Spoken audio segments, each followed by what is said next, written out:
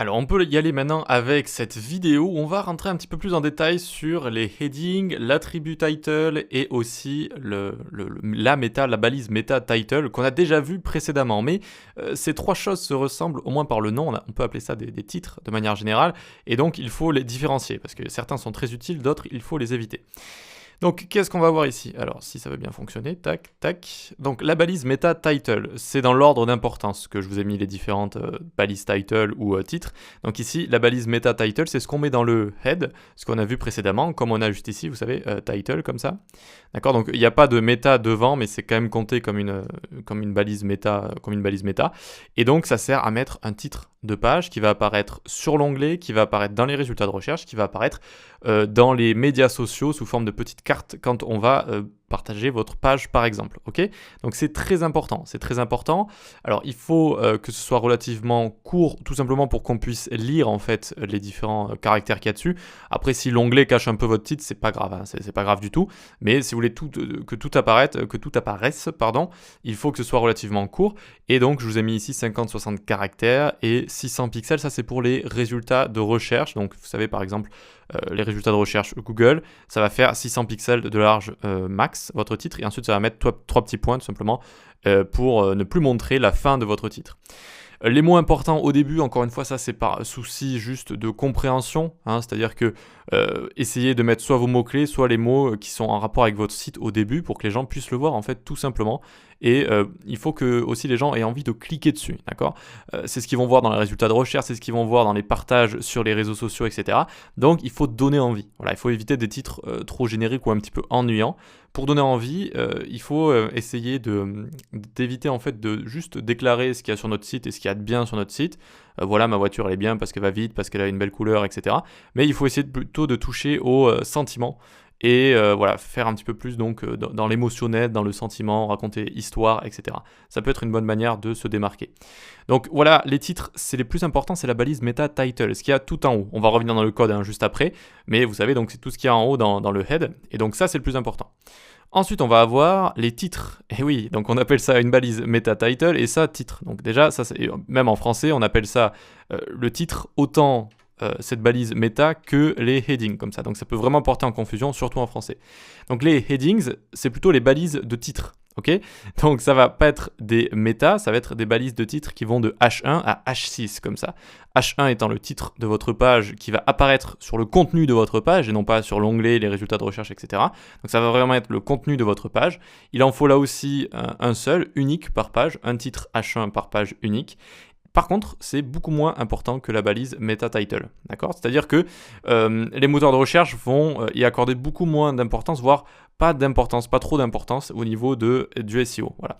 Vous pouvez entendre assez souvent, ça date de quelques années maintenant, où on disait que les headings étaient très importants, mais Google a bien notifié que ce n'est pas très important. Néanmoins, ça sert à structurer et ça sert à avoir une page logique avec une bonne description comme ça de notre page, avec différents titres qui vont nous servir à structurer tout ça.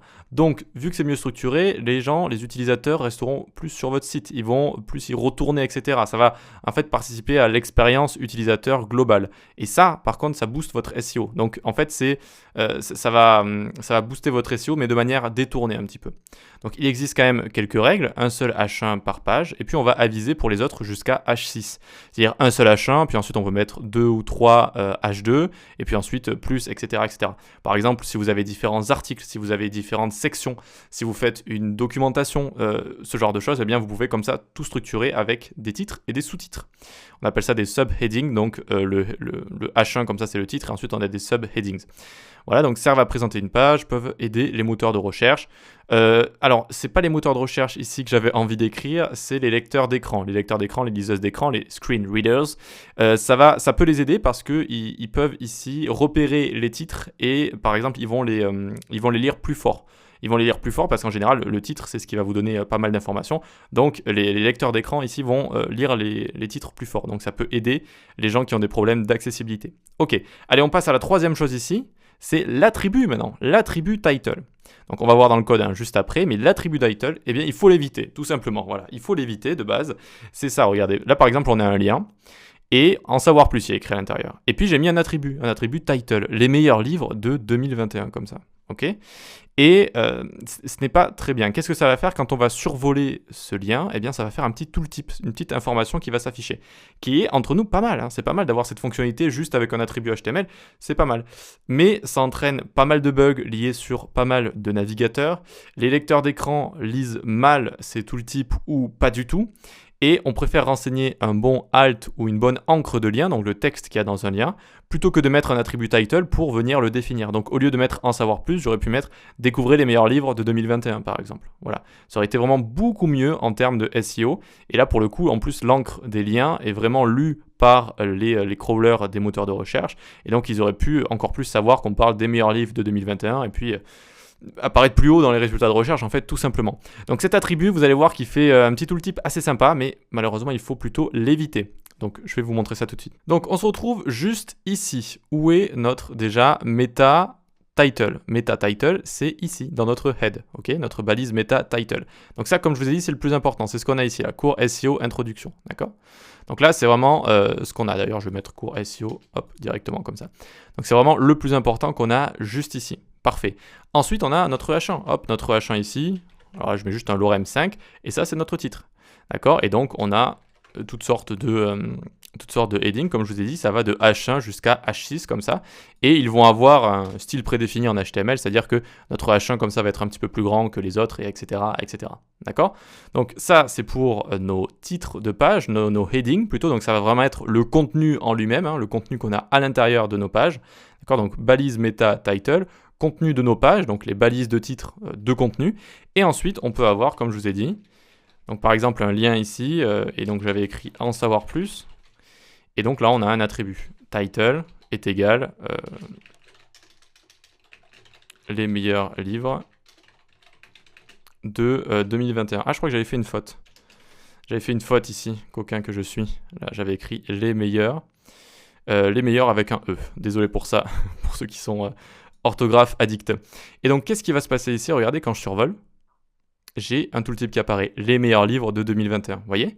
Donc, en vérité, j'aime bien cette petite animation, cette petite interface qu'on a ici en pur HTML, mais il faut éviter cet attribut title. Comme je vous ai dit, c'est mal implémenté, ça fait très longtemps que c'est là, hein, cet attribut, ça fait des dizaines d'années, 14 ans je crois, et donc c'est mal implémenté, c'est mal implémenté sur tous les navigateurs et ça va être aussi, ça va être ignoré par la plupart des lecteurs d'écran où ça va être mal lu.